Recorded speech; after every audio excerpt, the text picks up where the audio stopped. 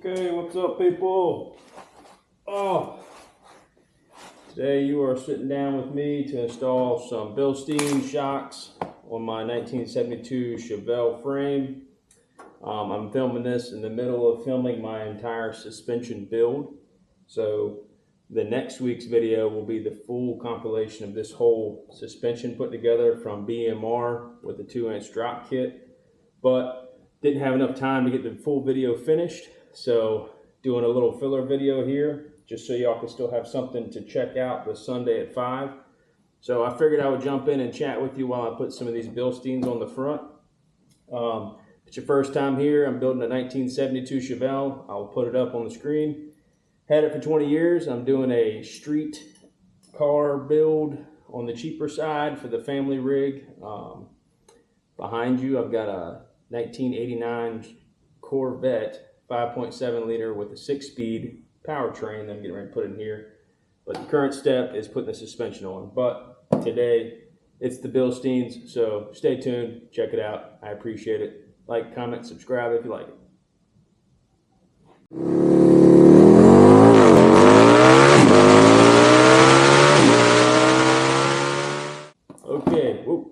Okay, let's get this thing open here.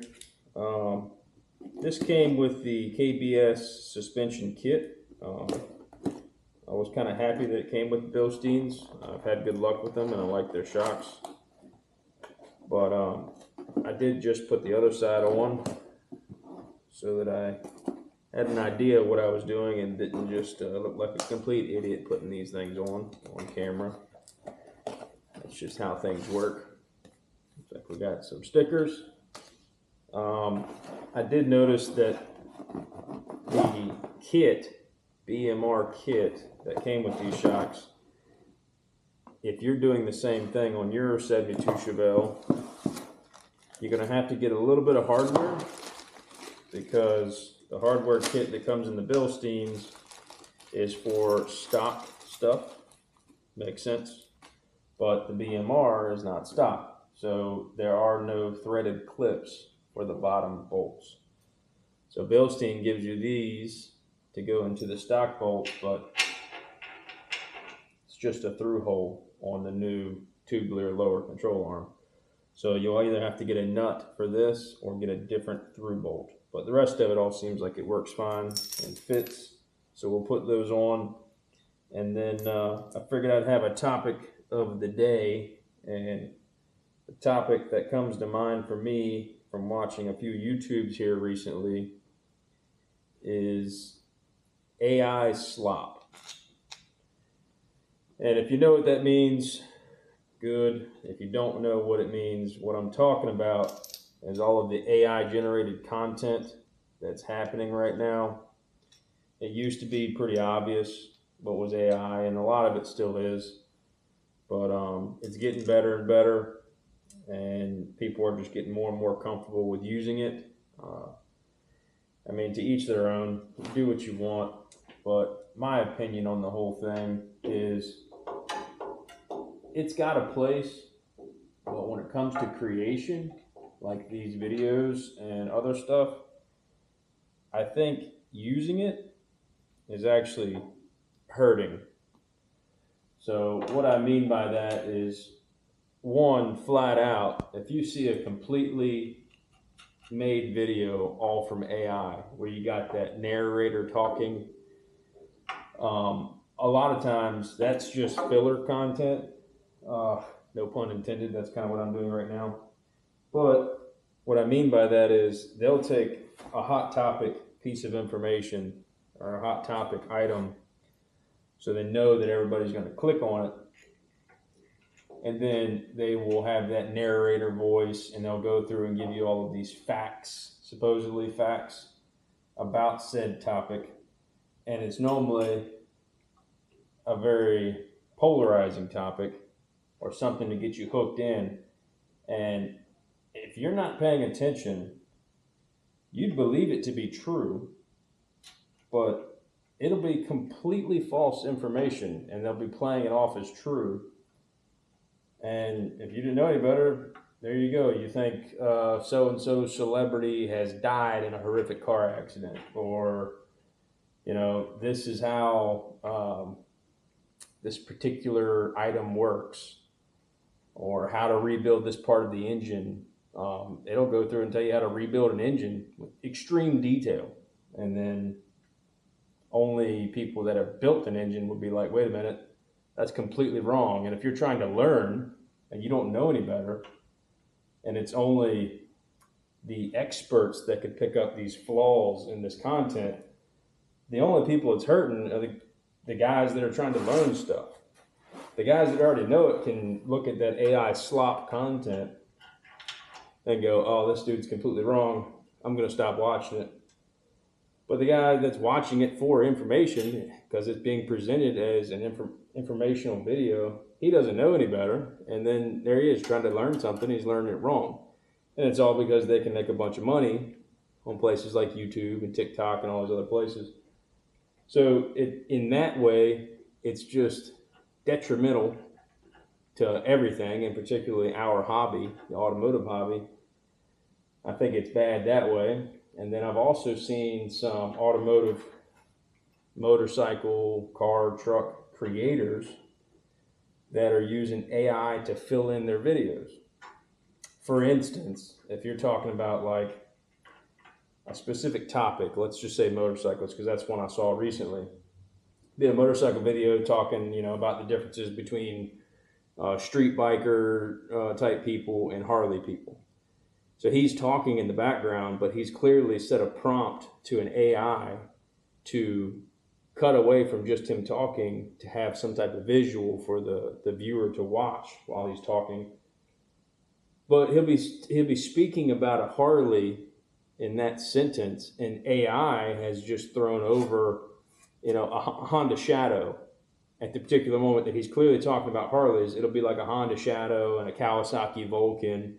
And then when he's talking about street bikes, it'll be showing something completely different, and vice versa. And it's like you've gotten so lazy. Like, I get what you're trying to do. You're trying to make it to where the viewer has something to watch.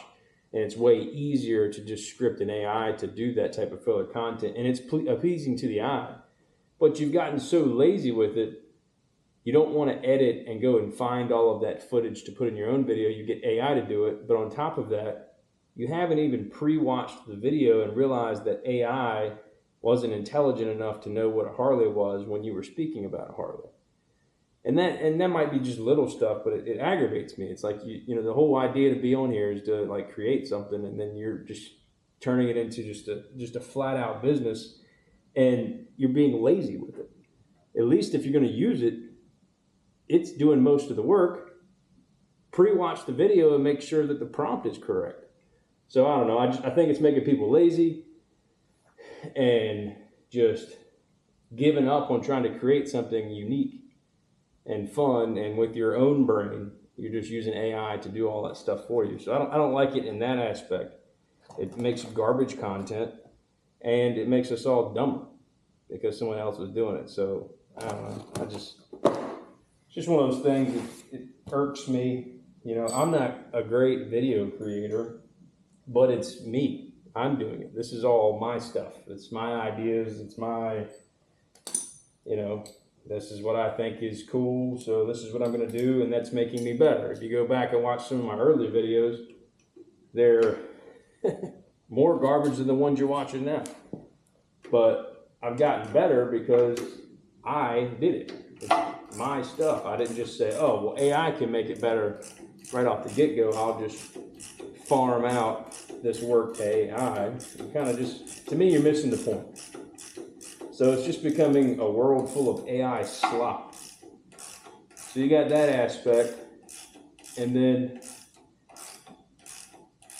if you're watching AI slop and somebody that's being lazy and using AI to make the content, or an entirely AI created channel, if you're spending the hours of the day that you're going to watch YouTube and you're choosing to watch AI slop instead of, or some other creator that spends a bunch of time on their work and is actually honest stuff and giving you the truest information they possibly can, then that person doesn't get a view. just because AI, the computer model, did it a little bit better. And instead of you consciously going, you know what, I'm not going to watch this AI slop, I'm going to go watch a real person. You know, I guess that would be my suggestion to all of you.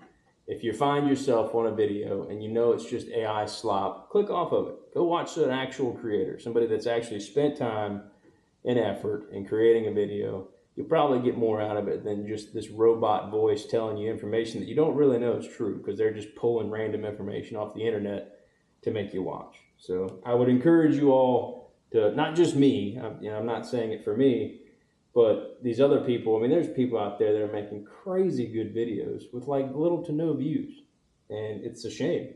They deserve a lot more. And then you see these stupid AI videos that don't have the correct information. They're pumping out content every 2 seconds, and they got millions and millions of views. So it's just a shame to see that kind of fall down that path, and hopefully that doesn't continue on. Another one that aggravates me that I see so much now is AI generated thumbnails. It's just, and I get it, thumbnail is a game. You got to have somebody click on your video before you get anything. So if you don't have a good thumbnail, you, the viewer, doesn't click on it.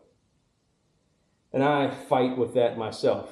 A lot of times I'll put just a standard piece of the video as my thumbnail, you know, and not do all kinds of crazy stuff. And then other times I'll try to get creative and I'll put words on it, and I'll try to make the visuals pop to try to pull more people in. But neither one of those can compete with an AI generated thumbnail. And it's not a big deal when it's like an AI generated thumbnail like about a video game, because that's already like a fake topic. But like this video right here, I could AI generate this crazy looking frame and this wild looking suspension and just create something out of thin air that's not even in my video. It's complete and total fake. And that be the thumbnail, and that gets you to click on it. And to me, it's lying, because once you click on the video, it's not this crazy wild thing that I'm doing, it's this. So I would rather you see a picture of this and want to watch it versus this fake AI crap in your thumbnail. Look through your feeds. You'll see them. You'll see all of these AI generated thumbnails, and most of the time the stuff they put in the thumbnails is exaggerated. It's bigger, it's better, it's bolder. It's not real stuff. It's just fake stuff to grab your attention and pull you into the video, which to me is it's not right. It's fake. It's false advertising, but it works, so people still do it. I don't know. I was trying not to be like a rambling video, but it was something that a near and dear topic to me, because I feel like the more we give AI this power, the worse the creativeness of people is going to be. So, I mean, you can use it, but just use it sparingly, and keep that in mind when you're watching videos. If you're just watching to be entertained, click on some of these smaller YouTube channels that don't use all of this make you lazy technology to create something. So just an idea I had. All right, information on the shock. I think it's a 17 if this is only to this, so it's not universal. If you have a BMR kit and they sold you this Bilstein shock, or if you just happen to have this Bilstein shock, 24-131506, comes with a 15 millimeter for the nut on top. It's a 5 millimeter Allen to hold the stud. You'll have to get nuts or different through bolts for this kit, because the BMR one does not have threaded inserts. So you'll have to make it a through bolt. Those are both 1/2 inch. That's basically it. It was easy to install. You slide it in from the bottom, fix it from the top. It comes with 3 washers and 2 bushings. You put the large gray washer upside down first. You put the bushing, and then you put the wide open washer on top of that. The whole thing slides in. Then you put a bushing and the top chrome washer on top. Nut, you're good to go. All right, so it looks like I'm like 14, 15 minutes into this run. I'm sure y'all are getting bored, because not a lot's going on. But here's a little sneak peek of the suspension. It's turning out really good. So I will have a wrap-up video for y'all. It'll probably be rear suspension, front suspension, and I'm going to put the entire brake assembly and rotors and everything on. And that's probably where I'll wrap up next week's video. So you'll see that soon. Thanks for watching. If you're subscribed, I certainly appreciate it. It means a lot. If you're not subscribed, please consider it. If you enjoy it, I'm posting every Sunday if I possibly can for this Chevelle build. Whole idea is to pull the Chevelle in October and drive it out in May. Not finished, but drive it. So it's a tall order. I'm not sure if I'm going to be able to do it, but I'm going to try to do it. I'm trying to do it on a budget. So we'll see how it goes. Cool. Thanks for watching, everyone. Have a great day.